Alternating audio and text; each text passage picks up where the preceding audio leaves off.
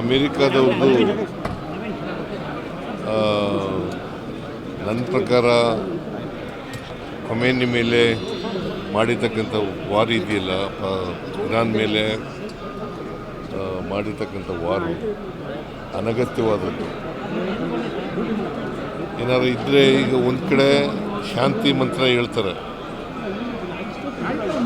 ಅಮೇರಿಕಾದ ಟ್ರಂಪು, ಇನ್ನೊಂದು ಕಡೆ ಯುದ್ಧ ಮಾಡ್ತಾರೆ. ಇದು ತದ್ವಿರುದ್ಧವಾದಂಥ ನಿಲುವು. ಇದನ್ನು ನಾನು ತೀವ್ರವಾಗಿ ಖಂಡಿಸ್ತೇನೆ. ಖಮೇನಿ ಅವರು ಹತ್ಯೆಯಾಗಿದ್ದಾರೆ ಅಂಥೇಳಿ ಟಿ ವಿನಲ್ಲೆಲ್ಲ ಬರ್ತಾ ಇದೆ. ಇದು ಖಂಡನೀಯವಾದಂಥ ಇದು. ಮತ್ತು ಅವರ ಆತ್ಮಕ್ಕೆ ಚಿರಶಾಂತಿ ದೊರಕಲಿ ಅಂಥೇಳಿ. ನೀನು ಕೇಳಿಸ್ತಾ ಇಲ್ವಾ? ಹಾಂ, ಇನ್ನೂ ವಯಸ್ಸಾಗಿಲ್ವಲ್ಲ ನಿನಗೆ?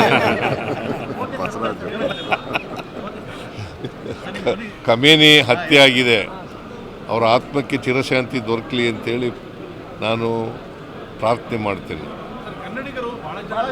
ಅದಕ್ಕೆ ಹೇಳಿದ್ದೀನಿ, ನಾನು ಮಾತಾಡಿದ್ದೀನಿ ನಾನು ನಮ್ಮ ಚೀಫ್ ಸೆಕ್ರೆಟರಿ ಜೊತೆ ಮಾತಾಡಿದ್ದೀನಿ, ನಮ್ಮ ಪ್ರಿನ್ಸಿಪಲ್ ಸೆಕ್ರೆಟರಿ ಜೊತೆ ಮಾತಾಡಿದ್ದೀನಿ, ಡೆಲ್ಲಿಲಿರ್ತಕ್ಕಂಥ ನಮ್ಮ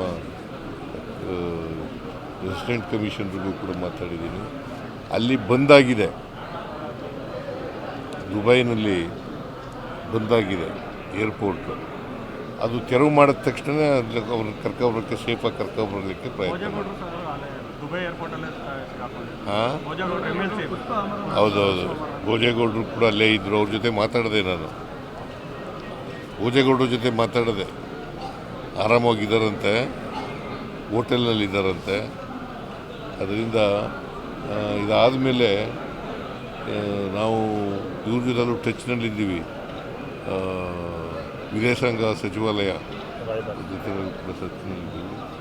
ಸೊ ಅದರಿಂದ ನಾವು ಯಾರಿಗೂ ತೊಂದರೆ ಆಗದ ರೀತಿಯಲ್ಲಿ ಸುರಕ್ಷಿತವಾಗಿ ಕರ್ಕೊಂಡ್ಬರ್ತಕ್ಕಂಥ ಪ್ರಯತ್ನವನ್ನು ಮಾಡ್ತಾಯಿದ್ದೀವಿ.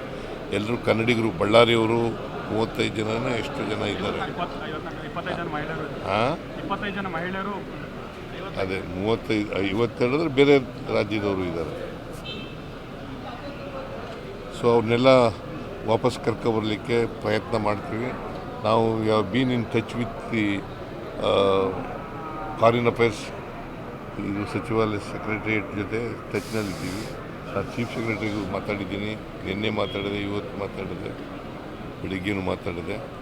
So all our Indians are safe in Dubai. ಎಲ್ಲ ಬಂದ ಮೇಲೆ ನೋಡಿ. ಹಾಂ,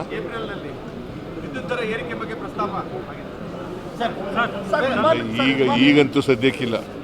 ವಿಪಕ್ಷಗಳು ಕಾನೂನು ಸುವ್ಯವಸ್ಥೆ ಬಗ್ಗೆ ಸಾಕಷ್ಟು ಟೀಕೆ ಮಾಡ್ತಾರೆ ಸರ್. ವಿಪಕ್ಷಗಳಿಗೆ ಬೇರೆ ಏನು ಕೆಲಸ ಇಲ್ಲ, ಇವ್ರಿಗೆ ಕೆಲಸ ಇಲ್ಲ.